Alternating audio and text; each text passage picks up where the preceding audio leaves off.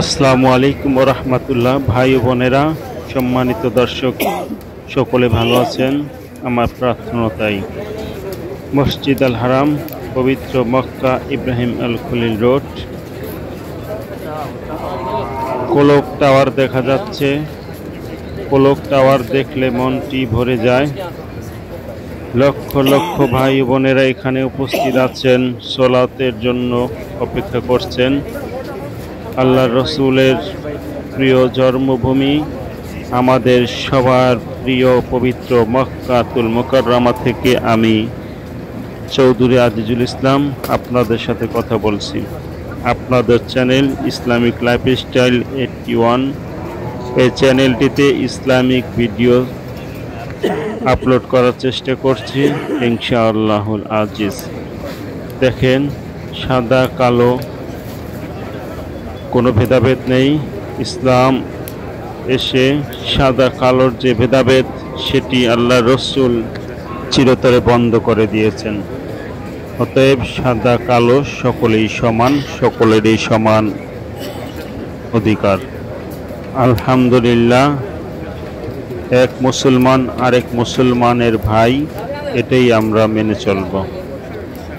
শান্তি ধর্ম। এখানে রাজা, বাদশাহ, ধনী, গরিব সকলেই কাঁধে কাঁধ মিলে আল্লাহর ইবাদত বন্দেগী করে থাকে। মসজিদে দেখবেন সকলেই, রাজা, বাদশাহ, মালিক, কর্মচারী সকলেই এক কাতারে সারিবদ্ধ হয়ে সালাত আদায় করে। পবিত্র মক্কা নগরীতেও ঠিক তাই। এখানে কোনো ভেদাভেদ নেই। কে বাংলাদেশি, কে আফগানিস্তানি, কে পাকিস্তানি, কে ইন্ডিয়ান, কে আমেরিকান, কে অস্ট্রেলিয়ান, এখানে কোনো জাতি মধ্যে তফাৎ নেই। এখানে একটি পরিচয়, সকলেই আল্লাহর গোলাম, মুসলিম, রসুলের উম্মত।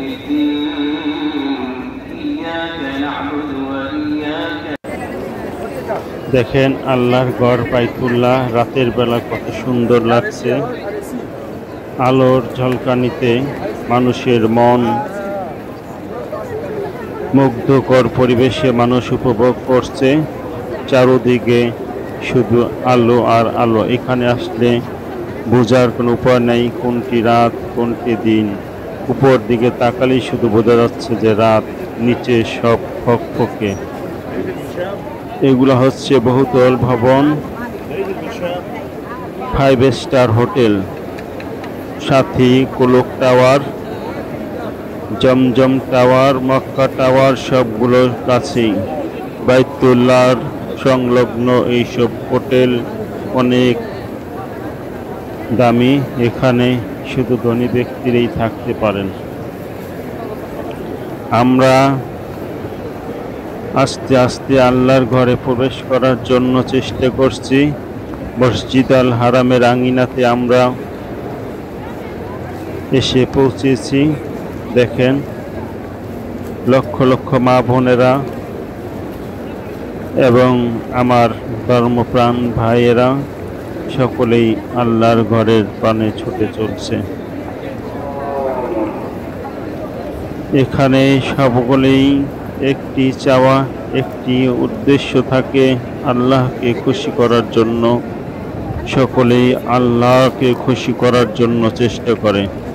আল্লাহ পাক সকল ধর্মপ্রাণ মুসলিম ভাই বোনেদেরকে এখানে আসার তৌফিক দান করুন। আমার তো ইচ্ছে করে সারা বছরে অন্তত একটিবারও হলেও, একটিবারের জন্য যেন আল্লাহর ঘরে যেতে পারি। আল্লাহ সেই তৌফিক দান করুন। আমা তৌফিক ইল্লা বিল্লাহ। দেখেন, কালো সাদা বর্ণের মানুষগুলো কাঁধে কাঁধ মিলিয়ে হেঁটে চলছে। পাকিস্তানি ভাইরা আছেন, ইন্ডিয়ান ভাইরা আছেন, বাংলাদেশি ভাইরাও সংখ্যায় কম না। ইন্দোনেশিয়ান ভাইরা আছেন।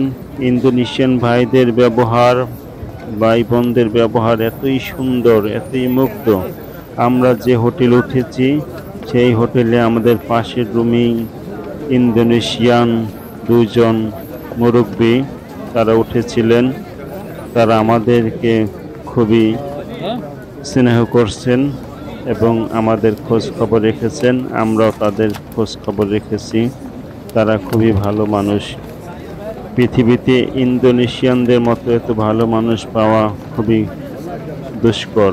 তাদের ব্যবহার এত ভালো, নম্র ভদ্র, সব দিক দিয়ে তারা সদালাপি, অনেকই ভালো লেগেছে। কোলক টাওয়ারটি বারবার দেখছি আর মসজিদুল হারাম আল্লাহর ঘর বারবার দেখছি, খুবই ভালো লাগে। মসজিদুল হারামের রাতের সৌন্দর্য একরকম, দিনের সৌন্দর্য একরকম। আপনি এক এক সময় এক এক রকমের সৌন্দর্য উপভোগ করবেন। সুবহানাল্লাহ, কত সুন্দর সুঘ্রাণ বইতে থাকে চারদিকে। মানুষ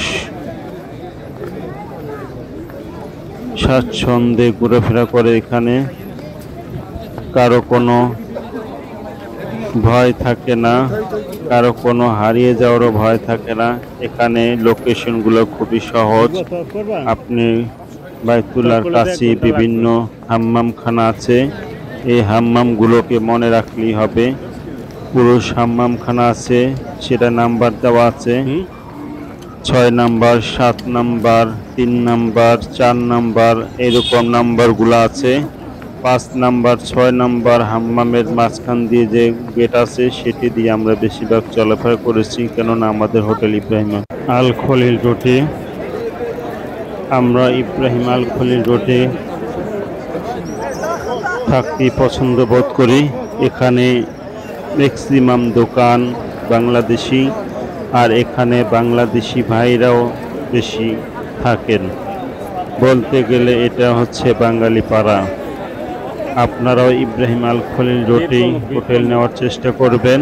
এখানে হোটেলের রিসেপশনের ভাইগুলোও বাংলায় কথা বলে এবং বাঙালি হাজিরাই বেশি থাকেন।